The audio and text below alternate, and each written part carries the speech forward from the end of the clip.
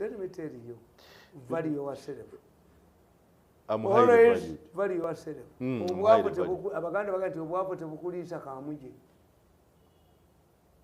Obwavu kamuje omumanyi? Mumanyi. Obwavu tebukuliisa kamuje. Sigaza ekitiibwa kyo. Even prostitutes know themselves. Bamalaaya abali wakati wa fairway awo wannanga ku State House okutuuka ku Imperial batunda sente nyingi era abo tebawubira mmotoka. These are university students.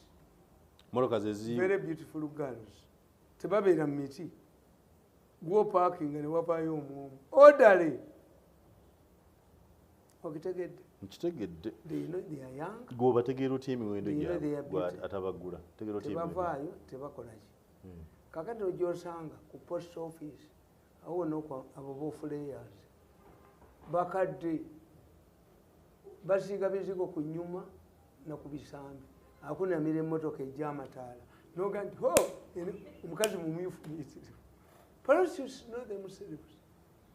Yes, naye ate abava ku post office ne bamala balinyeeri babaleetedde balinye.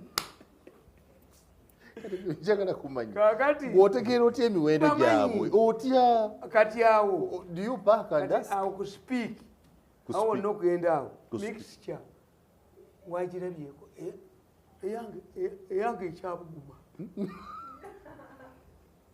awo bapamawo n'okupamawo buwemula abo abali awo entiya bakubakuba ekyabuguma abagamba kyebuguma kwatako kuki muwanga gwe tomanyi bakazi abo omanyi babaga nti kwatako bateekako ebiwunya ogikuttemu ino ekisaso giwunyeko giwunya balina agasajja akali ogikutteko ogiwunyisiza najja n'abaserikale nenunulawo mukwano gwange bwagikutteko mmere emmotoka abo abakazi abali awo okuva ku sipiiki okgenda awo bo balalu abali wali ku feewo yali decent eri wansi akwata bwati anti abananika